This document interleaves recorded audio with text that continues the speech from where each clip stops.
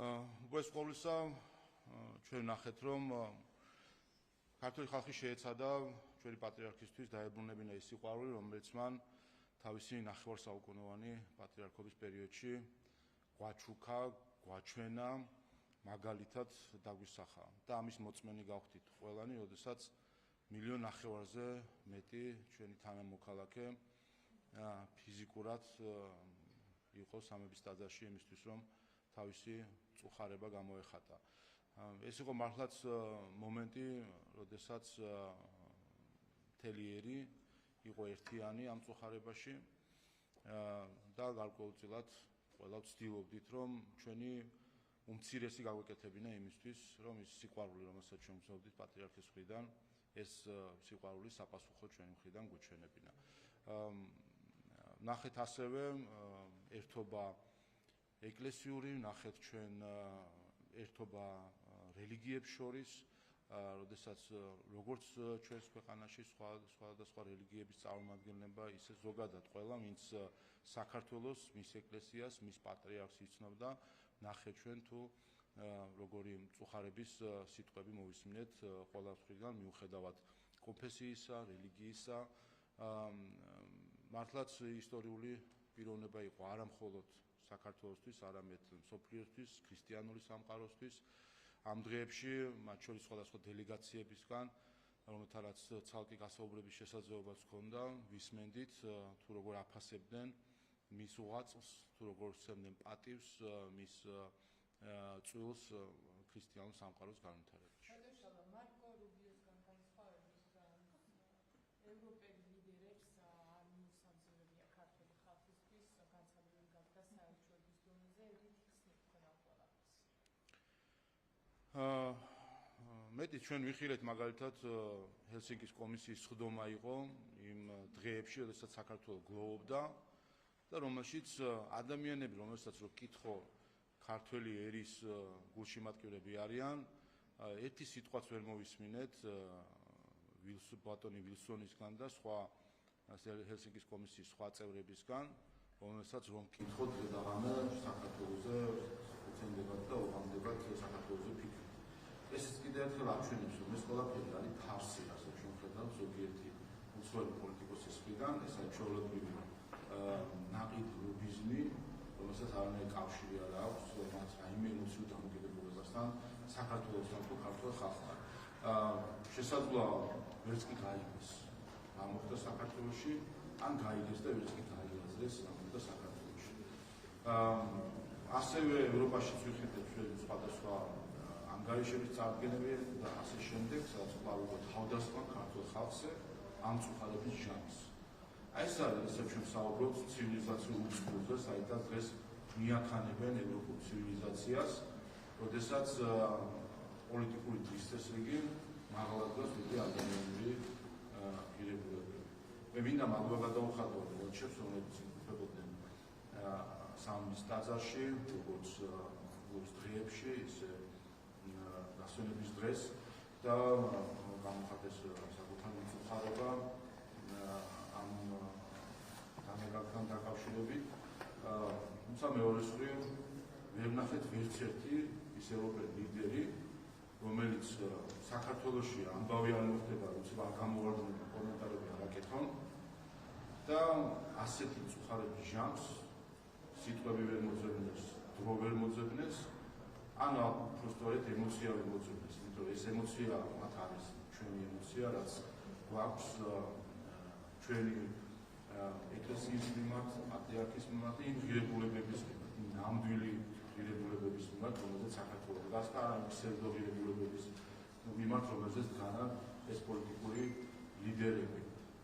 ასე რომ ეს ვფიქრობ დიდი გაკვეთილი იყო ქართული ხალხისთვის. აქ ცალკე გამოსახულია ასევე, რომ ის ჯგუფი, რომელიც პროტესტში არის, ნახეთ სინამდვილეში მათი სახე ამ დღეებში, ნახეთ რომ ამ დღეებშიც არ შეწყვეტეს განძღვა ეკლესიის, ამ დღეებშიც არ შეწყვეტეს პატრიარქის დაკნინება, ამ დღეებშიც არ შეწყვეტეს ყველა იმ ღირებულების წინააღმდეგ წასვლა, რაც ქართული ღირებულებაა უპირველეს ყოვლისა. ეს ადამიანი ერი იმყოფება მწუხარებაში. ეს დღე ამ დღეებშიც კი არ შეწყვიტეს ეს მათი ეს ქმედება და ამანაც კიდევ ერთხელ გვაჩვენა ის სურათი, რაც ჩვენ ნახეთ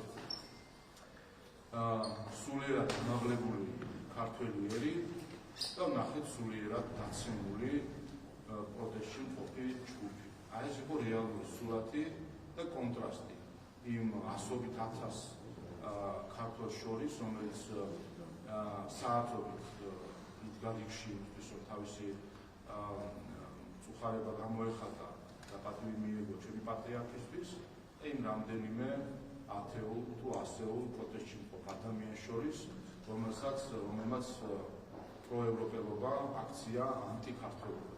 ეს არის სინამდვილეში რაც ნახეთ და მე როდესაც ხონდა წნური ანგარიში, იქაც ვთქვი, რომ და რაც ვთქვი, ის დადასტურდა ამ დღეებში, რომ არ არსებობს არანაირი გარდა პროქართულობის. ყოველგვარი სხვა ორიენტაცია, იქნება ეს პროევროპული, პროდასავლური, პრორუსული, სხვა ნებისმიერი ორიენტაცია გარდა ქართულისა არის ანტიქართული. და ეს დაგვანახეთ ჩვენ, სწორედ დაგვანახეთ ჩვენ ამ მცირე ჯგუფმა პროტესტში მყოფი პროტესტში გასული ადამიანებისა, რომ ნებისმიერი პროორიენტაცია, პროევროპული, პროდასავლური, პრორუსული, როდესაც საქმე ექნება ქვეყანას, არის ანტიქართული. და ეს იყო ყველაზე ნათელი მაგალითი ამ ყველაფერს.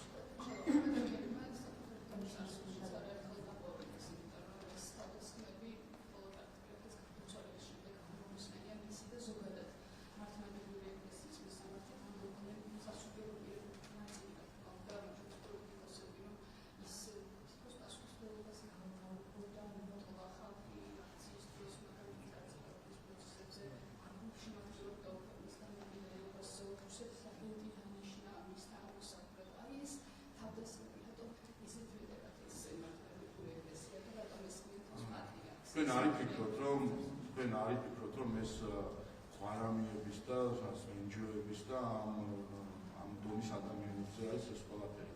ეს ყველაფერი მართლა გარდა. ეს არის წლების განმავლობაში ნაკვები და დაფინანსებული ანტიქართული პროპაგანდა, რომელიც გარედან ფინანსდება, რომელიც გარედან არის შეკვეთილი და გარედან მიმართება. და ამის შედეგებს ხედავთ, თუმცა ხედავთ საბოლოო ჯამში ხედავთ ამის მარცხს, იმიტომ რომ ვიხილეთ რამდენიმე ასეული ეგრეთ წოდებული პროტესტში მყოფი ადამიანი მილიონობით ქართველის საფიცო. აი ეს ვიხილეთ ჩვენ და აი ეს გვაჩვენა ჩვენ პატრიარქმა, რომ წლების განმავლობაში დახარჯული მილიონები საზღვარგარეთიდან, დახარჯული ტრენინგები, სემინარები და ტვინის რიცხვის სხვადასხვა აქტივობები ყველაფერი წყალში ჩაიყარა და ამ ერთმა დღემ გვაჩვენა ჩვენ, რომ ვერაფერი ვერ მოერევა იმ სულ სიძლიერეს, რომელიც პატრიარქმა საქართველოში შექმნა. და ეს ჯგუფები სწორედ ამას ცდილობდნენ წლების განმავლობაში დაეკრინებინათ და გვახსოვს ხომ და ის დღეებიც კიდევ ნახეთ ჩვენ სოციალებში ვრცელდებოდა სხვადასხვა კადრები, მათი გამონათქვამები, ციტატები და კიდევ ერთხელ გახსენდება ადამიანს, რა სიბინძურეს კატალოგობდნენ ეს ადამიანები, რომლებიც ყველა არიან. ზოგი არის რაღაც სხვადასხვა ევროპული პრიზის ლაურეატი, ბატონი ბარამია საერთაშორისო ჟურნალისტიკის გამორჩეული პრიზებით დაჯილდოებული ადამიანი და გულში ჩახუტებული მათი მხრიდან, სხვადასხვა NGO-ები, რომელმაც ვერ გაიმეწეს ერთი სამძიმარიც კი. აი ქართულმა NGO-ები, რომელსაც მუშაობენ ადამიანებსაც ქართული პასპორტები უდებთ ჯიბეში. ერთი სამძიმარი ვერ გაიმეტეს ამ მძიმე დღეებში, როდესაც სხვა ქვეყნებში რაიმე რომ მოხდება, წამს არ გამოტოვებენ, რომ საკუთარი სოლიდარობა არ განაცხადონ. და ის, როდესაც საქართველოში ახლა ტრაგედია იქ, ეს NGO-ები, ამ NGO-ებმა ერთი სამძიმარის სიტყვა ვერ გამონახეს და რას გამონახამდე, როდესაც ხედავთ ჩვენ როგორ ესმოდნენ თავს საპატრიარქოს, გარედან დაფინანსებული ადამიანები, აღარ მინდა გარემო და სახელები დღეს ჩამოთვალო, თუმცა ჩვენ ამაზე გვექნება აუცილებლად საუბარი. ვინაიდან ამაზე მანამდე საჯაროდ საუბრობდით, როდესაც ეკლესიას თავს ესწრებდნენ უცხოეთიდან დაფინანსებული NGO-ები, გახსოვთ ხან საპატრიარქოს მიმართ რა კამპანიები ქონდა ნაწარმოები ამ უცხოურ დაფინანსებით, ასე რომ ერთის მხრივ გამოჩნდა სიძლიერე ქართული ერისა, გამოჩნდა სიძლიერე პატრიარქის მემკვიდრეობისა, მაგრამ მეორეს მხრივ გამოჩნდნენ კიდევ ერთხელ ის ადამიანები, რომლებიც დღეს არიან სიმბოლო ანტიქართულობისა, სიმბოლო ბრძოლისა, ყველაფერი იმის წინააღმდეგ, რასაც ქართული ქვია და კიდევ ერთხელ ხანდახან ირონიით ამბობდნენ ხოლმე, რომ თითქოს ირონიით ამბობდნენ, რომ რა ქართულობას ვარდრებს ვინმეო, ეს არ არის ქართულობა წართმეული ადამიანები ჩვენ ამ დღეებში ვიყიდეთ. დიახ, აი ეს გარედან შეკვეთა, გარედან დაფინანსება, გარედან ლაურეატობის და პრიზების გადაცემა, რეზოლუციების მიწვევა. აი ასე წაართვეს მათ ქართულობა და დღეს ჩვენ საქართველოში ყავს პროტესტში მყოფი ადამიანების ჯგუფი, რომელსაც დიახ წაართვეს ქართულობა, იმიტომ რომ საქართველოს ისტორიაში ერთ-ერთ ყველაზე ძიმე დღეებში მათ არათუ წუხარების სიტყვები ვერ გამონაკლეს. პირიქით ეს დღეები გამოიყენეს კვლავ ჩვენი ქვეყნის, ერის, ეკლესიის, ლანძღვისთვის, თატრინებისთვის, სხვების დიდებისთვის და საკუთარის დაკნინებისთვის. ასე რომ ჩვენ თვალნათლივ ვიხილეთ, რას ნიშნავს ქართულობა წარსული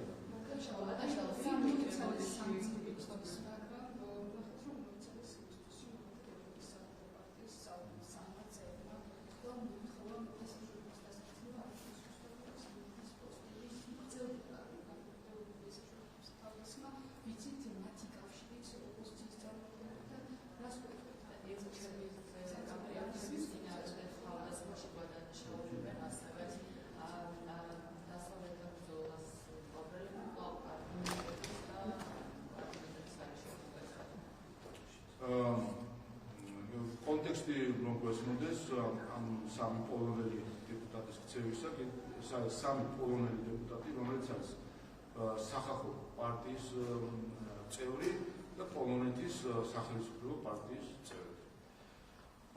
ამ კონტექსტში რომ გავარკვევთ, სახალხო პარტია ეს არის ის გაერთიანება, რომელიც მიხეილ სააკაშვილის ცარიელ ხანს ხოლმე მათი ხელობის დროს, ეს არის მათი ღირებულებითი სტანდარტი, რაც გულისხმობს დიქტატორის ხარდაჭერას. მეორე, პოლონეთის მთავრობა არის ის მთავრობა, რომელთან დაკავშირებული პირიც, რომელმაც ინიციება გაუკეთა ეგრეთ წოდებულ მოსკოვის მექანიზმს, მისი მასთან დაკავშირებული, მისგან დაფინანსებული პირი ჩასვა ექსპერტად და ნახეთ ჩვენ რა ტექსტით შედგა რამდენიმე დღეში აზგვერდიანი ტექსტი, რომელიც სავსეა ცილისწავლების საქართველოს წინააღმდეგ. ასე რომ პოლონეთის მთავრობის ანტიქართული პოლიტიკაში არაფერი გასაკვირი არ არის, იმასაც შეგახსენებთ, რომ სწორედ მთავრობის ექიმები იყო თავის დროზე მიხეილ სააკაშვილთან სპეცოპერაციას ვატარებდნენ, წინდებით გაჰქონდათ რაღაც ნიმუშები. ეს არის სამწუხაროდ და პოლონეთის საგარეო საქმეთა მინისტრი მოქმედი არის, რომელიც დიქტატორ სააკაშვილს, რომელიც წამების სისტემა შექმნა საქართველოში ეძახის დემოკრატიის მამოძრავებელ ძალას.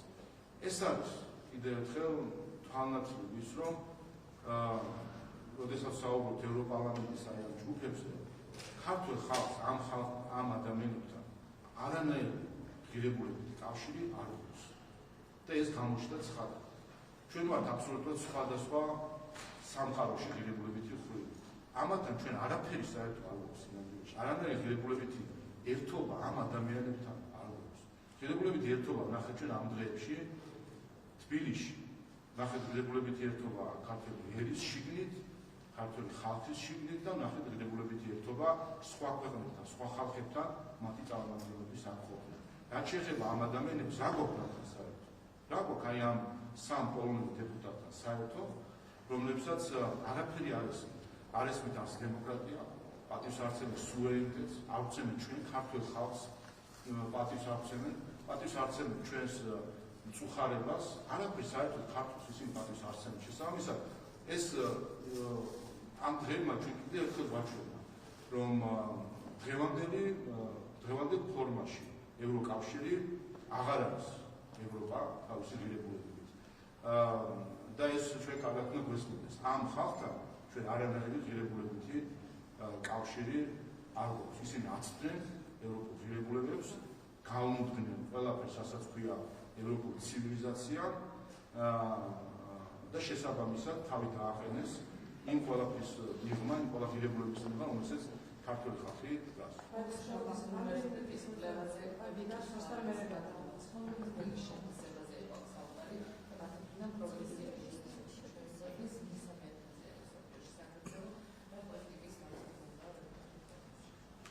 ეს არის იმ პოლიტიკის დამსახურება, რასაც საქართველოს ხელისუფლება წლები აწარმოებს, რომ ჩვენ ვართ ქართული ორიენტაციის ხელისუფლება და ხალხი. სხვაზე აყოლა სხვადასხვა პროორიენტაციების გამოგონებას რა მოაქვს, შეგვიძლია ვიხილოთ სხვა ქვეყნის მაგალითს. დღეს, როდესაც აქვთ ეკონომიკური უსულკოსლა, არიან მომში, არიან ომის ზღვარზე, ეს ყველაფერი იმის გამო, რომ საკუთარი ქვეყნის ეროვნული ინტერესების მიღებას ამჯობინეს სხვისი აყოლა, ამჯობინეს წითელი ხალიჩები, ამჯობინეს რომ ტაში დაიკრათ მათთვის, შეექო უცხოელს და არა შინაურს და შედეგად მიიღეს კოლაფსი, ეკონომიკური სტაგნაცია სახელმწიფოებრივი და ომის მიღება, რასაც ჩვენ ვაყოლებთ. და სწორედ ეს არის მთავარი მიზეზი ორიენტაცია საკუთარ ინტერესებზე, ორიენტაცია ქართული ხალხის კეთილდღეობაზე და ორიენტაცია იმ ორ მთავარ ამოცანაზე, რომელსაც ჩვენ ყოველგვარი ხოქმანის გარეშე მივყვებით. ეს არის საქართველოს განხილვანება და ჩვენი ხალხის კეთილდღეობის და ეს არის ორი საზომი. ამის მიხედვით იზომება ნებისმიერი გადაწყვეტილება. არ არსებობს სხვა მიზანი და საზომი, რომელიც დგას ამ ორ მიზანზე. მაღლა და პირიქით ნებისმიერი სხვა მიზანი თუ კი ხელს უშლის ამ ორ მთავარ მიზანს, ქვეყნის განხილვანებას და კეთილდღეობის დას არის მეორე ხარისხოვანი და შესაბამისად დაქვემდებარება არის დაქვემდებარებული ამ მიზანს. ბატონო, რამდენიმე კითხვას დავისვამ. ევროსაბჭოს ადგილობრივი და რეგიონული ხელისუფლებათა კონგრესი მომავალ კვირას განიხილავს ანგარიშს, რომელიც შედგენილი არის სექტემბერში, როდესაც ჩვენს ქვეყანაში იმყოფებოდა ფაქტების დამდგენი კომისია. დოკუმენტში საუბარი არის რეპრესიული კანონების გაუქმებაზე, პატიმრების გათავისუფლებაზე და პოლიტიკური დიალოგის აღდგენაზე.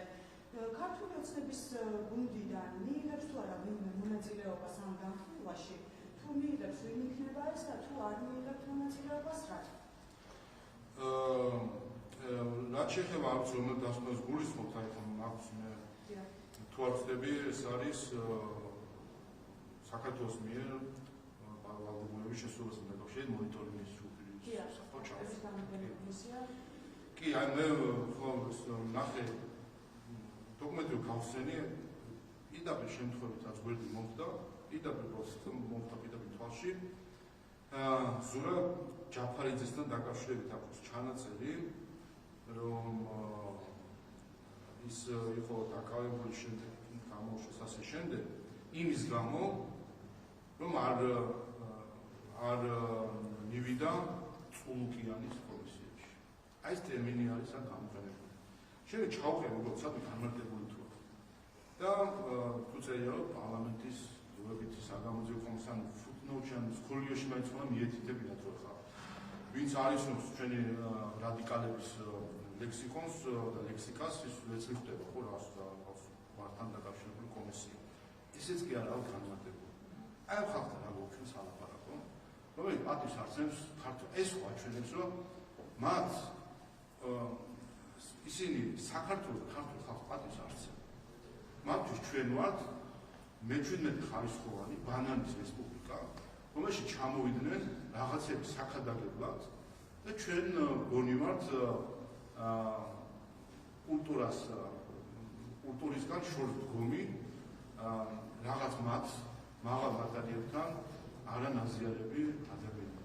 როდესაც ამას კადრულობს ოფიციალური ჯგუფი, რომ ამბობს არა პარლამენტის კომისია, ხო? თქვა შეიძლება რომ უსამართლოს რაც უნდა ისთვის, მაგრამ სახელს რო უცვლის და წულუკიანის კომისიას ეძახის, საქართველოს პარლამენტის დროებით საგამოძიებო კომიტეტი. ამ ხალხს საერთოდ არ გვაქვს სალაპარაკო. რა ღირებულების უნდა ველაპარაკო. ეს არის ზუსტად საბჭოთა აზროვნება. სხვა რამე იყო საბჭოთა კავშირის. ჩვენ იმას დავშიშობთ, რომ საბჭოთა კავშირისკენ მიექანებიან. იქ არის ზოგიერთი უკვე დიდი ხანია. ამას ხანდახან საბჭოთა მოსკოვის კი არ დადულა. ასეთებს რო იკადრებდნენ ხოლმე მოსკოვში ერთი-ორჯერ სიტყვა წაუწდათ, ხან რაღაცა მცირე იმპერია გვიწევს, ხან რაღაცა ჩაადგა ნახევარი საქართველოს მოსკოვში იმ ერთ-ერთ რუს მწერალს, რომელიც მათ შორის კარგი მწერალი არის და წაუწდა სიტყვა, ჩაადგა ნახევარი საქართველოს, ან ბოდიშები არ მოახდენიდეს, საბჭოთა კავშირის დროს არ მოეშვა. და დღეს ამ ლიბერალურ სამყაროში ეწოდებოს აი ამას კადრულობენ. აი ესე გვაკნინებენ ქართველებს. გთვლიან მე-17 ხარისხოვანი ერად, რომ ჩვენი სახელმწიფო არ გვაქვს, რომ ჩვენი პარლამენტი არ გვაქვს, რომ ჩვენ პარლამენტს შეუძლიათ რაღაცები უწოდოთ ისე, როგორც მათ გემოვნებაში. ასე რომ ამ ხალხთან სინამდვილეში ჩვენ არაფერი ღირებულებით საკითხების სალაპარაკო არ გვაქვს, ისინი იხაშებიან საკუთარ ზიზლში, მათ შორის იმის მიმართ, რომ თავისი ხელისუფლება ვერ დასვეს საქართველოში. ასე რომ არ ვიცი, მინდას მონაწილეობს, მაგრამ ამათ რა უნდა ველაპარაკოთ? აი ამათ რა უნდა ველაპარაკოთ, რომელიც საქართველოს პარლამენტის ხსენებაც კი არ უნდა და უნდა რაღაცა დახინებოს საქართველოს. შევახსენებთ, რომ ჩვენ ვართ ევროსაბჭოს წევრი ქვეყანა და მათ შორის ვალდებულებები გვაქვს აღებული, რომ უნდა შევასრულოთ რეკომენდაციები და ასე შემდეგ. და საბჭოთა კავშირის დროს ჩაადგმენოდა რაღაცა პასუხი მოსთხოვეს როგორც მწერალსა და ასე როდესაც აკრიტიკებთ, რა ვიცი, ხომ არ განიხილავთ კიდეც იმას, რომ დავტოვოთ მაგალითად ეს ინსტიტუტიც და ეს. რაც შეეხება ამ ფუნქციებს, რომლებიც დაიწერა ადამიანის მხრიდან, ეს გახლავთ ევროსაბჭოს საპარლამენტო ასამბლეის ჯგუფი იყო ჩამოსული, როგორც გახსოვთ, და საპარლამენტო ასამბლეასთან ჩვენი დამოკიდებულება იცით რა არის. სწორედ ის არის უპირველეს ყოვლისა, ვინც არსებს ქართულ ხალხის სუვერენიტეტს პატივისცემს. სხვა რამ რა არის სუვერენიტეტი თუ არა პატივისცემს შენს არჩევანს. როდესაც ევროსაბჭოს საპარლამენტო ასამბლეა პატივს არსებს ქართული ხალხის არჩევანს და ცდილობს მან უნდა უკანონოს ქართული ხალხის არჩევანს. რა თქმა უნდა, საჩვენებს ამას მიხავს იმ ურთიერთობა იმ დონემდე, რომელ დონეზეც ახლა არის, რომ რა თქმა უნდა, მანამ სანამ ევროსაბჭოს საპარლამენტო ასამბლეა არ აღიარებს საქართველოს სუვერენიტეტს, მანამდე ჩვენ მათთან სალაპარაკო კიდევ ერთხელ არაფერი არ არის. ეს არის არაფერს დატოვას არ ვაპირებთ, ჩვენ წევრი ვართ ამ ორგანიზაციის და პირიქით გვაიძულოთ უნდა რომ პატივისცემს სუვერენიტეტს.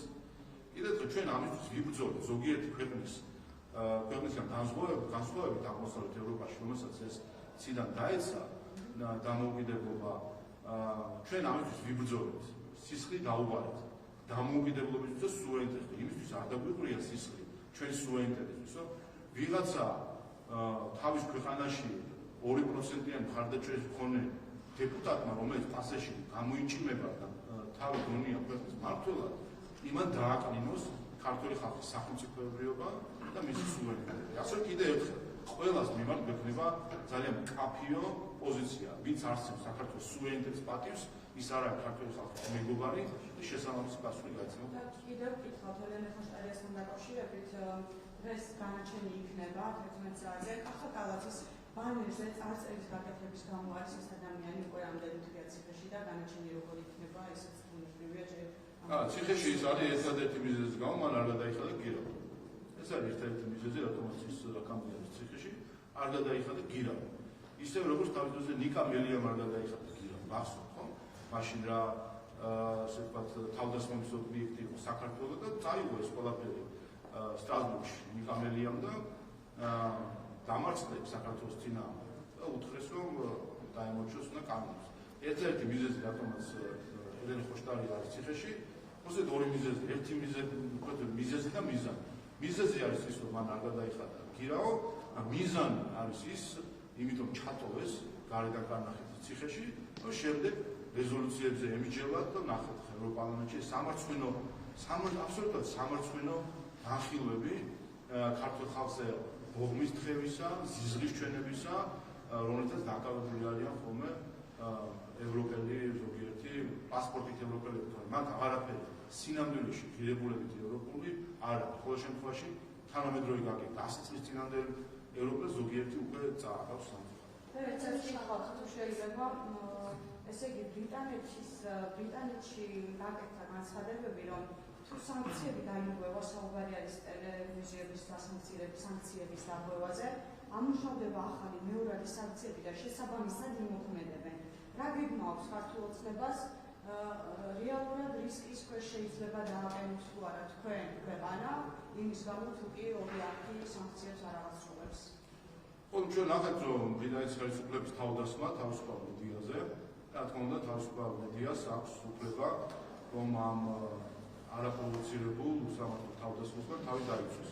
ეს არის ჩვეულებრივი აგრესია და აგრესიის წინააღმდეგ ნებისმიერ ადამიანს ორგანიზაციას სახელმწიფოს აქვს თავდაცვის უფლება. ასე რომ ჩვენ არ უნდა აურიოთ ერთმანეთისგან აგრესორი და მსხვერპლი. აგრესორი აქ არის დიდი ბრიტანეთის ხელისუფლება, რომელმაც კიდევ ერთხელ უსაფუძვლოდ, უსამართლოდ და არაპროვოცირებულად, რომელიც თავს დაესხა თავისუფალ მედიას, ხოლო მსხვერპლი ამ შემთხვევაში არის თავისუფალი მედია, რომელსაც ყველა უფლება თავი დაიცვას და ჩვენ ვთქვით კიდევაც რომ საქართველოს სახელმწიფო ყველანაირად ხელს შეუწყობს იმას, რომ თავისუფალი მედია თავი დაიცვას გარე აგრესორისგან და შესაბამისი გააგრძელოს მართალი სიტყვის მიტანა საზოგადოებაში. სანქციებისგან თავისუფლად სანქციების შესრულება თუ არ მოხდება, მაშინ დამატებით არა, სანქცია არ არსებობს თავდასხმა, არსებობს უცხო ძალის თავდასხმა საქართველოს თავისუფალ მედიაზე და აგრესორის თავდასხმის წინააღმდეგ არსებობს თავდაცვის უფლება. ეს არის საერთაშორისო სამართლე გაეროს მიერ აღიარებული უფლებები. ასე რომ აგრესორის წინააღმდეგ თავდასხმა აქვს ყველა ადამიანს, ორგანიზაციას და სახელმწიფოს და მნიშვნელოვანია რომ თავისუფალ მედიამ თავი დაიცვას აგრესორს. ჩვენი ქვეყანა რისკის შეიძლება დადგეს მეორადი სანქციების და ახალი ქმედებებზე გადაღვართო და ახალი რეაგირება იქნება და ამას უფრო დიდი რისკი არის იმის, რომ თუკი თავისუფალ მედიას შეძლებს გააჩვენოს ბრიტანეთის მთავრობა და წაახალისებს შემდეგ პროპაგანდისტებს, რომელიც დაფინანსებასაც ისინი ცდილობდნენ, გვახსოვს ბრიტანეთის საელჩო ცდილობდა პარტიული მედია ტაბლოს დაფინანსებას. ეს არის რომ მიზანი გააჩვენოს თავისუფალი მედია, გააძლიეროს შემდეგ პროპაგანდისტები. ეს არ არის ნაკლები საფრთხე ჩვენი საზოგადოების ამიტომ კიდევ ერთხელ აგრესორს წინააღმდეგ თავდაცვის უფლება აქვს ყველას და მნიშვნელოვანია რომ თავისუფალ მედია თავი დაიცვას აგრესორისგან.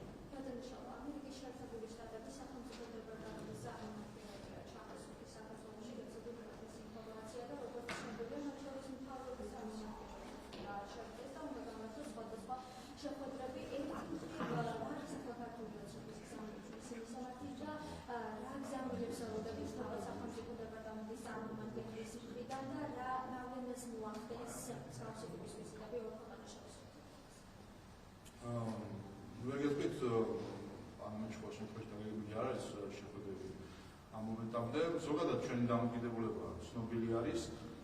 ჩვენ გვინდა ამერიკის შეერთებულ შტატებთან სტრატეგიული პარტნიორობის ახალი სიმაღლიდან დაწყება.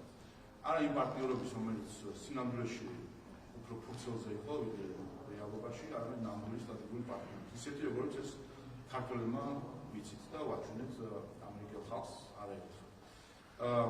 ჩვენ სხვადასხვა კონტაქტები გვაქვს ამერიკის შეერთებულ შტატების ადმინისტრაციასთან, მათ ძალიან კარგად იციან რა არის ჩვენი ეროვნული ინტერესები, რა არის ჩვენი პოზიცია სტრატეგიულ პარტნიორობასთან, ასე რომ ჩვენ ველით ამ გადაწყვეტას ჩვენ ამ ურთიერთობაში ნაკლებად შეგვიძლია რაიმეს გაკეთება და დაგვრჩება, ჩვენი პოზიციები გვაქვს, რომელიც მნიშვნელოვანი არის ეროვნული ინტერესებიდან გამომდინარე, რომელსაც უნდა მივყვეთ. და ველით ამერიკის შეერთებულ შტატების ადმინისტრაციისგან შესაბამის ნაბიჯებს მათი მხრიდან უნდა გადაიღოს ნაბიჯები და ჩვენ მათ შორის ბოლო ვიზიტები საქართველოს პრეზიდენტის მეუღლის ვიზიტი ამერიკაში, საქართველოს პარლამენტის დელეგაციის ვიზიტი ამერიკაში, ეს კონტაქტები მის საუბრები, რომელიც იმართება, გვიტოვებს ოპტიმიზმს, რომ მოხდება ამ ურთიერთობის გადაწყვეტა. მეორეს კი რა თქმა უნდა ჩვენ კვლავ სამწუხაროდ ვერ ხედავთ იმ ტექსტს, რომელსაც ჩვენ ვისურვებთ ამ ურთიერთობის გადაწყვეტისთვის და რომელიც ეკადრება ქართულ-ამერიკულ ურთიერთობას და ეკადრება იმ მეგობრობის მეგობრობას, რომელიც აჩვენა ქართულმა ხალხმა ამერიკელ ხალხს. ასე რომ ნახოთ ჩვენი ეროვნული ინტერესები გახსნებული გვაქვს ყველაფერს ცხადით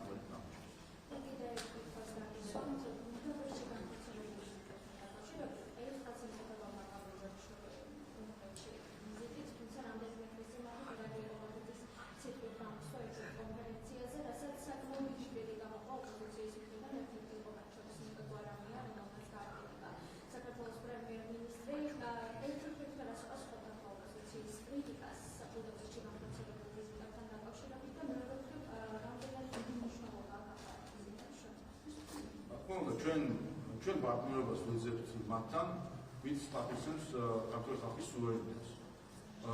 უნგრეთი და უნგრეთის ხელისუფლება პატივცემს ქართული ხალხის სუვერენიტეტს, ამიტომ გვაქვს მათთან პარტნიორი ურთიერთობა. ესტონეთი და მისი ხელისუფლება პატივს არ ცემს ქართული ხალხის სუვერენიტეტს, ამიტომ ხედავთ ამ ურთიერთობების გაციებას. ჩვენი მხრიდან ყოველთვის მზად ვართ და გიავალ პარტნიორობისთვის.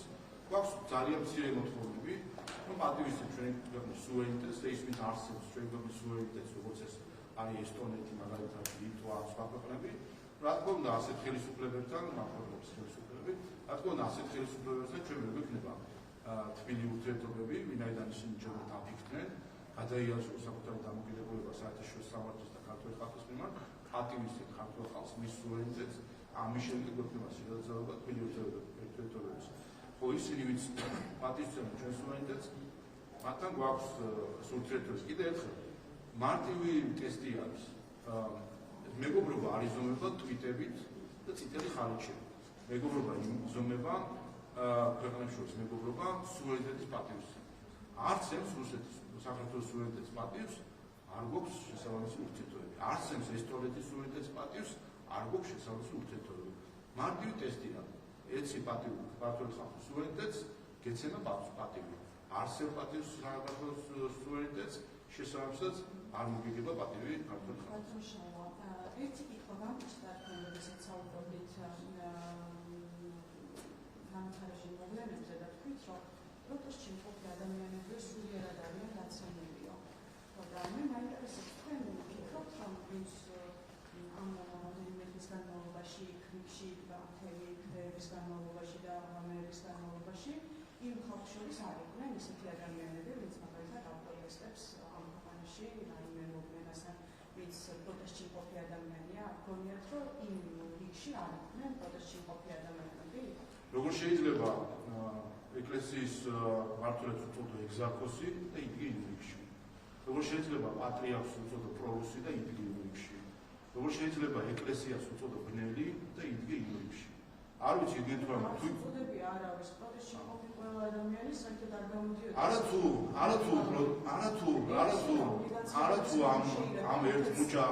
ამ ერთ მუჭა ქართველებს რომლებიც ვიღაცის განცხადების გამო შეიძლება განაზოგადოთ, რომ პროტესტში მყოფი ადამიანს სულიერად დაცემული უწოდოთ? არათუ ამ ერთ მუჭა ქართველებს, რომელსაც ყოველგვარი ქართველობა დაკარგულია სინამდვილეში, აი ზუსტად ისინი არიან მაგალითი, რომლის ირონიულად ნათქვამი სინამდვილეში გაცხადდა, რომ სწორედ ქართველობა დაკარგულ ადამიანებთან საქმე, არათუ ამ ერთ მუჭა ქართველებს.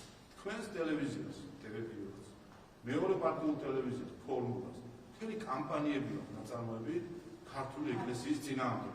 არა მხოლოდ ქართული ეკლესიის წინააღმდეგ. რატო ვერ მიიღეთ, აუცილებლად მიიღეთ, ამ ყველაფერს აუცილებლად მიიღეთ. როდესაც პირველ ფორუმი, თავარი, სამი პარტიული მედია, რომელსაც ჰქონდა სილისწამებული კამპანია ქართული ეკლესიის, საქართველოს პატრიარქის, საპატრიარქოს, რელიგიური მათ შორის ადამიანების მიმართ, როდესაც მთელი კამპანია ქონდათ ამაზე აწყობილი და რა გინდა თქვათ, რომ ეს ხალხი, ეს ხო ეს პროტესტი ყოფილი ხალხი, ეს ხო ის ხალხი, რომელსაც მამული ენა სარწმუნოება ამოიღო და სხვა სიტყვა ჩართო. ჩასვა. ეს ის ხალხი არ არის და როგორ გონიათ ამის გამკეთებელი იქ რიგში იდგებოდა? იმ რიგში ვერ იდგებოდა, იმ რიგში როგორ შეიძლება იმ რიგში გარიყო ადამიანი, რომელიც პატრიარქს ეგზარქოს ეძახის, როგორ შეიძლება გარიყო ადამიანი, რომელიც ეკლესიას რუსულს ეძახის და არამხოლოდ ეძახდა და არამხოლოდ წარსულში ეძახდა. ისიც ვერ მოითმინეს, რომ რამდენიმე დღე უბრალოდ გაჩუმებული იყო. უბრალოდ სიჩუმე დაესვა, გაჩუმებული იყო და ამ დღეებშიც კი იგივეს იმეორებდა. როგორ შეიძლება ეს ადამიანები იქნებიან? როგორ შეიძლება გვარამია ყოფილიყო იმ რიგში? როგორ შეიძლება ეს არის მას ერთი იდეოლოგია. სპეციალური შესასვლელიდან შედიოდით, მაგრამ როგორ შეიძლება? აი, მაშინ როგორ შეიძლება იმ NGO-ს წარმომადგენელი? როგორ შეიძლება იმ NGO-ს ხან NGO-ები არიან ხალხი ამას ისმენთ? მე მაგალითებს გეტყვი. ადამიანი მიაწერა განცხადება, რომელიც ერთმა, ორმა, სამმა ადამიანმა როგორ შეიძლება NGO-ს სოვლაბი მდგარიყო ის ადამიანები, რომლებმაც ზუსტად სამების ეკლესიის ხატთან დაკავშირებით გახსოვთ რა პანიკა აწიეს მაშინ ეკლესიის წინააღმდეგ გიორგი კანდელაკის და მისი თანამოაზრების ხელით. როგორ შეიძლება ისინი ყოფილიყო? მოისმინეთ ერთი მწუხარების განცხადება მათი მხრიდან. როგორ შეიძლება სხვა NGO-ები, რომლებიც ამ წლების განმავლობაში უცხოური დაფინანსებით დაკავებული იყვნენ ქართული ეკლესიის დისკრედიტაციის, პირადად პატრიარქის დისკრედიტაციის, მისი მოსახლის დისკრედიტაციით, როგორ შეიძლება ისინი გვეხილა ჩვენ იმ რიგში? რა თქმა უნდა, ისინი იქ არ იყვნენ და ვერ იქნებოდნენ. შეეწინააღმდეგონ უპირველეს ყოვლისა საკუთარ თავს, როდესაც დაკავებული არიან ლანძღვით ეკლესიის და მეორე მხრივ ასე ვთქვათ, კიდე კითხვა გიჩნდებათ, თუ რატო ვამბობთ, რომ ეს არიან ქართველებად დაკავებული ადამიანები და მეორე საკითხი საერთაშორისო რაც შეეხება წირვაზე დასწრებას, ამაზეც მინდა ამაზეც ყოფილი პრეზიდენტებისთვის მაგალითად შეიძლება კითხვა დავიწყოს სადაც საუბარი. უპირველეს ყოვლისა, უყურეთ ჩვენ და მეც პირადად. რა თქმა უნდა, მე პირადად, ისე როგორც პარლამენტის წევრები. რა თქმა უნდა, ჩვენი გვიყავით როგორც ქართველები, როგორც პატრიარქის ბევრი წევრები, მაგრამ ჩვენი უპირველეს ყოვლისა ვიყავით როგორც ქართული ხალხის წარმომადგენლები, როგორც საქართველოს პარლამენტის წევრები, როგორც წარმომადგენლობითი ორგანოს წევრები. იმ 2,100,000 ადამიანის წარმომადგენლები, რომელსაც 2024 წელს აირჩია ეს პარლამენტი. მათ შორის ჩვენი გვიყავით იმათი სახელითაც, ვინც საკუთარი მანდატები დატოვა, ზურგის შეაქცია საკუთარ ამომრჩევას, რომელსაც აირჩია, ზურგის შეაქცია ქართულ ეკლესიას, რომელმაც 2024 წლის არჩევნების ჩატარება მიულოცა პარლამენტსაც და მის ფილოსოფიაზეც აკითხა და მნიშვნელოვანობას შეცდება ხოლმე. აი ამ ნაციონალური მოძრაობის დროა ახალი და ამ რადიკალური ჯგუფების ამომრჩევლის სახელითაც ვიდექით იქ იმ წირვის დროს. იქ არ ვიდექით უპირველეს ყოვლისა ვიდექით არა როგორც ინდივიდები, არამედ როგორც სახელმწიფოს წარმომადგენლები, ხალხის პარლამენტის შემთხვევაში ხალხის წარმომადგენლები. და იყვნენ არა მხოლოდ უმრავლესობის წარმომადგენლები, იყო მთლიან პარლამენტი, უმრავლესობას და ოპოზიციაც. ყველა იყო იქ მიწვეული, ვინაიდან ეს არ იყო არა ინდივიდუალური ყოფნა იქ, არამედ ეს იყო ქართული ხალხის წარმომადგენლობა ამ მნიშვნელოვან მომენტში. ისევე როგორც ელჩები იქ იყვნენ, არა როგორც ინდივიდუალური პირები, არამედ საკუთარი ქვეყნის წარმომადგენლებად იყვნენ იქ, ისევე როგორც დელეგაციები იყვნენ, არა როგორც ინდივიდუალური პატრიარქი ან ინდივიდუალური რაიმე სასულიერო პირი უცხოეთი, არამედ საკუთარი ეკლესიის წარმომადგენლები. ასე რომ, როდესაც ამ ადამიანმა ზურგი აქციეს საკუთარ ქვეყანას, ზურგი აქციეს ეკლესიას, ახლა იმაზე წუწუნი სად იყვნენ და სად არა, ეს არის სწორედ ფარისეულობა. ყოფილიყვნენ პარლამენტში და როგორც პარლამენტი და ისინი იყვნენ პარლამენტის წევრები და დაახიეს მანდატები. ყოფილიყვნენ პარლამენტში და პარლამენტში ყოფნა მათ შორის ამ პასუხისმგებლობასაც გულისხმობს, წარმომადგენლობას გულისხმობს სხვადასხვა მომენტებში ქვეყნის ცხოვრებისა. ყოფილიყვნენ პარლამენტში და რა თქმა უნდა ისინი იქნებოდნენ წარმოდგენილი მათ შორის წირვის დროს და ასევე რაც შეეხება ქალბატონ სალომე ზურაბიშვილს. ეს ხო არის ფარისეულობის პიკი, რასაც ჩვენ ამ ქალბატონისგან ხედავთ. ადამიანი, რომელიც არიშურებს სიტყვებს იმისთვის, რომ ეკლესიას თავდაესხას, ადამიანი, რომელმაც იმ დღეებში, ბოლოს დღეებში ცილი დასცა ქართულ ეკლესიას იცით რომ მან თქვა რომ თითქოს მსოფლიო პატრიარქს სურდა წირვის ჩატარება და მას უარი უთხრა ქართულმა ეკლესიამ, რაც არის აბსოლუტური ტყუილი, დადასტურებული ტყუილი და ქალბატონმა სალომონმა ეს ტყუილი და ცილის წამება ამ ძიმე გლოვის დროს ცილი დასწამა ქართულ ეკლესიას და შემდეგ კითხვები უჩნდება სად იყო და სად არ იყო. ამ ადამიანმა ყოველ დღე საშუალებას მომენტს არ უშვებდა, რომ თავს დასმოდა ქართულ ეკლესიას, თავს დასმოდა მის ხელმძღვანელებს, ეპისკოპოსებს და მათ ვინც გადაწყვეტილებებს იღებდა ამ დღეებში. გახსოვთ მათ თქვა კიდევაც რომ კვირას უნდა ჩატარებულიყო, რატო არ არის ასე ვთქვათ მათ ჩატარებულიყო წირვა სხვადასხვა ეკლესიებში, ისიც არის ამ ქალბატონმა რომ კვირაობით ყველა ეკლესიაში წირვა ტარდა. ასე რომ აი ამ ყველაფრის შემდეგ, იმ თავდასხმების შემდეგ, რაც გლოვის დროს ქალბატონმა სალომონმა იკადრა ეკლესიის წინააღმდეგ, როდესაც ცილი დასწამა ეკლესიას, ამის შემდეგ რომ კითხვები უჩნდება სად იდგა და სად არა, ეს მე მგონი ამჩნევს მის არაადეკვატურობას. განცხადება მაინც არ გაუკეთებია ამ დღეებში. აი, მარგველაშვილისთვის ერთი საშვილო დაგეშვათ და მესმის სააკაშვილზე პრეტენზიები გაქვს, სალომონ ზურაბიშვილზე პრეტენზიები. განა სირცხული არის, მილიონი ყოფილი პრემიერ-მინისტრი მაინც რომ ყოფილიყო ვინმე. ანუ მარტო ქართული ოცნება იყო ბატონშალვა რომ გაიგეთ ანუ რასაც ვამბობნახეთ. ჩანდა რომ ხოლმე ქართული ოცნების პოლიტიკური თვალსაზრისით და გიორგი გახარიას პარტია, ასევე ხალხის ძალა და ევროპელი სოციალისტები. თქვენი ყოფილი პრემიერ-მინისტრი არ გაქვს ვინმე სხვა პოლიტიკური ჯგუფის წარმომადგენელიც რომ დაგვენახა, ამაზე არის საუბარი, რომ ეგეც დღეს მაინც რომ სადღაც ერთად დაგვენახა ეს პოლიტიკური თუნდაც დაპირისპირებული მხარეები. იმ დღე ის დღე იყო ერთადერთი ადამიანის ჩვენი პატრიოტის. და აქ ვიღაცას თუ ვინაიდე პოზირება უნდოდა, მე მგონი უნდა დაფიქრდეს საკუთარ როლზე. როდესაც ასობით ათასი ქართველი შეიკრიბა იმ დღეს თბილისის ქუჩებში, იმისთვის რომ გაეცილებინა საქართველოს პატრიარქს. და როდესაც ადამიანებმა საათები გაატარეს იმისთვის რომ პატრიარქისთვის საბოლოო პატივი მიიღო.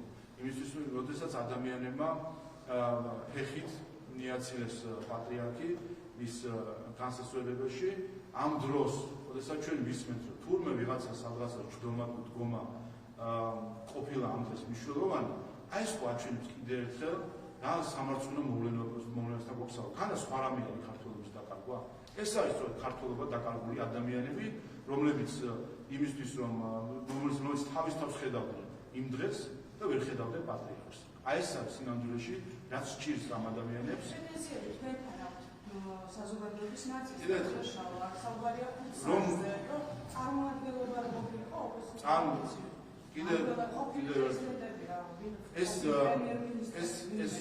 ეს მსუხარების დღე იყო დღე, რომელიც ამავე დროს იყო, ეს იყო დღე, როდესაც ამავე დროს ისტორიული მომენტი იყო, როდესაც პატრიარქს ემშვიდობებოდა არა მხოლოდ საქართველო, არამედ ისინი, ვინც პატივს სცემენ ჩვენ ქვეყანას და ჩვენს ეკლესიას.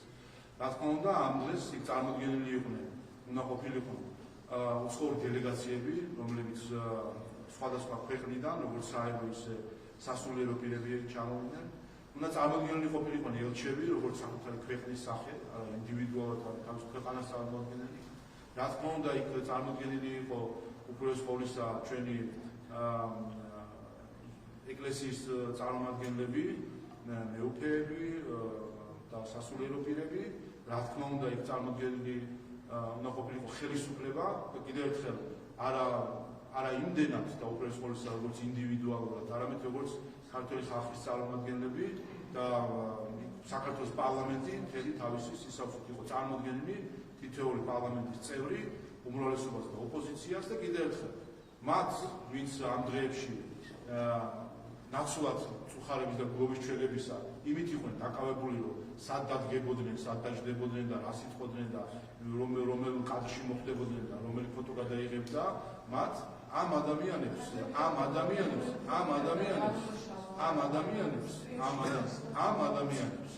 ამ ადამიანებს თავის ზურგი რომ არ ექციათ ქართული ხალხისთვის მანდატების დარღვევით და დახევით, ზურგი რომ მათ შორის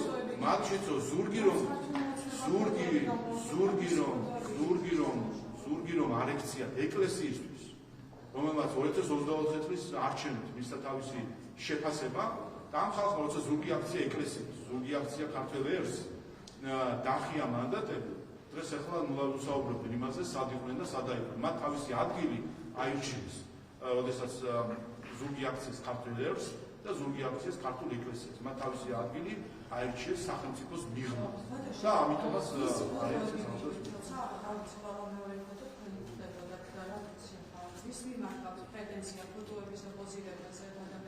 ადამიანები ის ადამიანები რადიკალური ოპოზიცია, ალბათონის სალომე, რომელიც იმას დარდობდნენ, რომ იმაზე საუბრობენ, რომ სად იდგებოდნენ იმ დროს და სად დაიდგებოდნენ, არა იმაზე, რა მოვლენასთან ჰქონდა საერთოდ საქმე. რომ ემშვიდობებოდი ჩვენს პატრიარქს, რომელმაც ნახევარი საუკუნე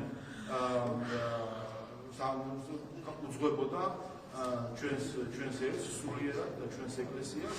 ამაზე ფიქრის გაცვლა იმით იყო დაკავებული ქალბატონი სალომე, რომ სად დადგებოდა ეს საინტერესებდა მას ყველაზე ძალიან და რომ ცილის წამებით იყო დაკავებული იმ დღეებში, ცილი დასწამა ქართულ ეკლესიას და ამის შემდეგ უკვირს რომ მის მიმართ შეიძლება არსებობის პრეტენზიები, ესაჩვენებს საერთო ჯამში ქართველობა დაკარგულ ბაზაზე. ახალ პატრიარქზე ვიცით არსებობს დამოუკიდებლობა საპატრიარქოსი და საეროვნო ხელისუფლების და ასე შემდეგ. ზოგადად რა შეგიძლიათ მოლოდინი როგორი გაქვთ ან რა ის იქნა შეგიძლიათ აი ამ მოლოდინთან დაკავშირებით ახალი პატრიარქის არჩევის თემას. მგონი ჯერ ნაადრევია ამაზე საუბარი, ჯერ არის პერიოდი, როდესაც წუხარება არის გარდაცვლილი პატრიარქის მიმართ, მოვა ყველაფრის დრო, ჩვენი ეკლესია